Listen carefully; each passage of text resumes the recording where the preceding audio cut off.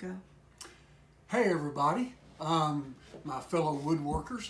I just thought maybe I'd take a few minutes during our downtime and show you a little bit of my shop. I really miss hanging out with you guys, and I hope all of you are well, and I hope all of your families are well. And I really have missed being with you, and since I can't come there and meet with you, and you can't come here and meet with me, I thought maybe I'd just take a few minutes and show you around my little shop.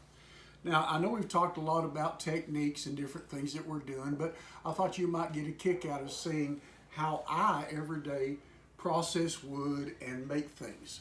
So I know I teach you a lot about hand tools, and I use hand tools a lot, but I also have some power tools because, well, I don't like doing all the grunt work.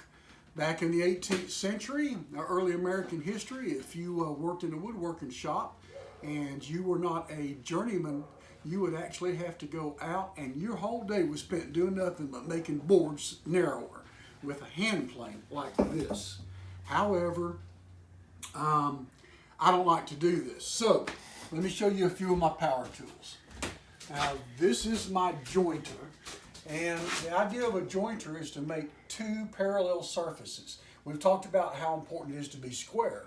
So I can square one here, flip it up, and square the other one here. And that way when I start, I've already got good stock. Okay? Now, this is my router table. And I have a whole lot of different bits you can see here for making different kinds of profiles. Now, I like a lot of my profiles with hand tools, and I enjoy doing that. But sometimes with bigger projects and more complicated projects, I like to start right here and allow it to at least start the profile, and then I'll finish it. And I'll show you something over here I did that with in just a minute. Of course, a fan, because it gets hot in my shop and I don't have air conditioning. Now, this is kind of one of the most important pieces of equipment in my shop. This is a 14-inch bandsaw. And the thing about a 14-inch bandsaw is means I can cut back this way 14 inches and this way about 14 or 15 inches. So a lot of times I'll take a very thick piece of wood and I'll do what they call resaw it and make thinner stock. But I gave up my table saw about 2 years ago because it's just dangerous and it takes a lot of space. So I do all of my rough cutting right here on the bandsaw. I cut all of my circles on a bandsaw, and then I clean them up with hand tools. In the corner is my dust collector. Now, it's really important because, and I hope y'all understand that wood dust can be very dangerous. The more you take in, the worse it is for you. So I not only have a dust collector hook up to my equipment, I even have an ambient air cleaner that's back up on the ceiling here.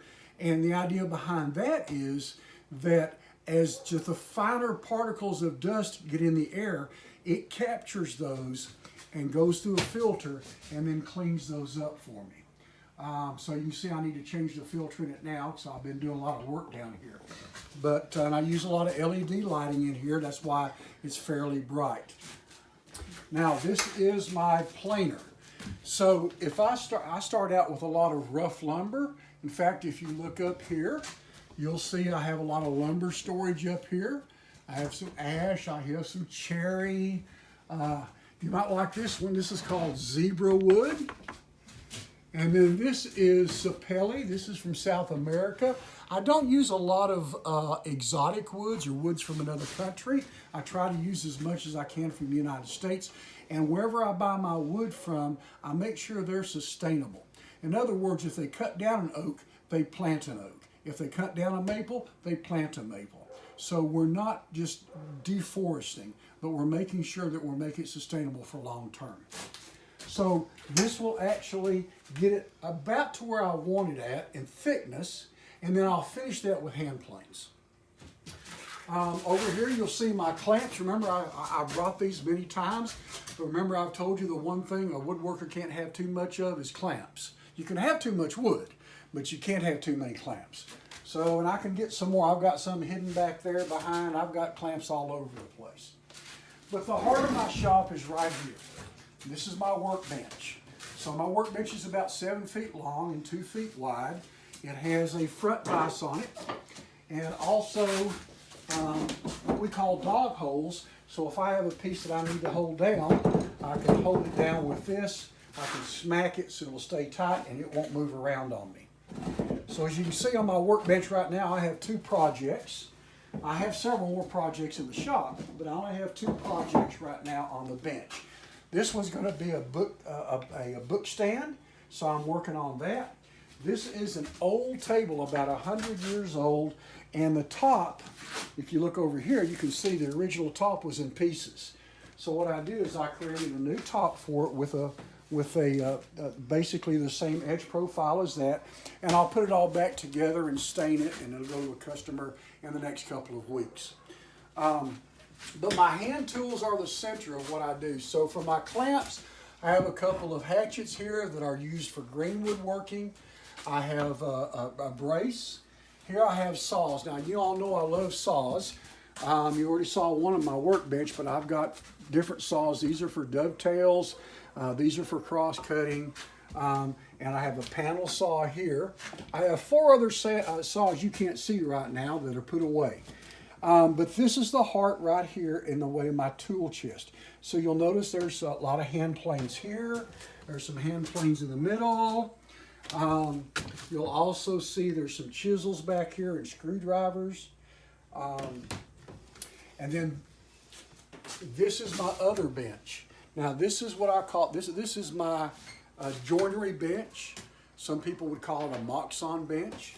But the idea behind it is if I decide I need to cut some dovetails, all I have to do is pull this out. I'll grab a piece of wood that I'm working on, like this piece right here.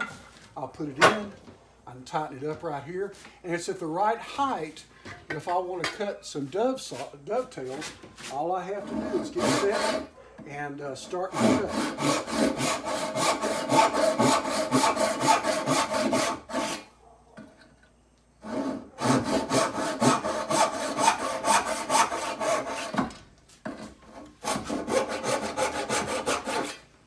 Okay, so I didn't quite make those meet, but that's what my chisels are for. So you'll see I have chisels right here, and so I could finish chiseling this out to the exact place that I want it at.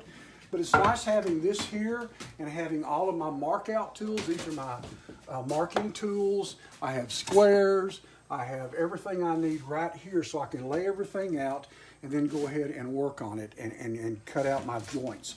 Also right here I keep my sharpening stones right here nearby. Now these are diamond plates, and so what I'll do is I'll put those up here on my bench, sharpen up my tools, follow up. These are strops. You remember I showed you, and y'all have a strop.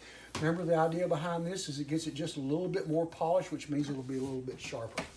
So over in this corner I have my my sink, and as in all shops, it's filthy, but the whole idea is I'm washing out brushes there and other things of that nature. Here's my mechanics tool chest. I don't have another shop, so I keep all my mechanic tools here as well. You'll notice right here is a bench I just finished for a customer, and I'm waiting for them to come and pick this up. If they don't come in the next day or two, I'll have to take that up to the house because I don't have enough space in the shop to keep it. In the corner is my hardware area. So I have all kinds of really cool, I have old screws, old style screws. And then these, which I think I've shown you before, these are Roman style nails with what we call rosehead nails. And they're the same kind that the Romans use. They're still made today. And of course, lots of screws and all kinds of other things here. My sandpaper here. Yes, we have to use a lot of sandpaper. Another project I'm working on here, another restoration. Y'all know look at my two, you see my two benches, saw benches, and y'all already made one of those. Now, just to prove to you that I don't live in the Neanderthal world all the time, I also, and I haven't even started working with this yet, I just bought this, just so you all know I'm not as old-fashioned as you think I am. This is a handheld CNC machine, and I just bought this. I'll be able to make signs and games and lots of other things with it, do more fine joinery if I need to do something in a very small area. So yes, now I've got to learn how to make SVG files. I'm always learning something new when it comes to woodworking. And that's the neatest thing about woodworking or any other kind of craft. You never get to the end of the learning. There always have something new to learn. There's always a new technique around somewhere. So anyway, I'm going to go back to my bench. I'm going to sit down for just a minute. I just want to encourage you guys to continue work. You're not going to school right now. You have plenty of time. So go grab yourself a piece of wood out from behind the house, a limb that's fallen down or something. Grab your tools. I've still got I keep my my whittling tools right here.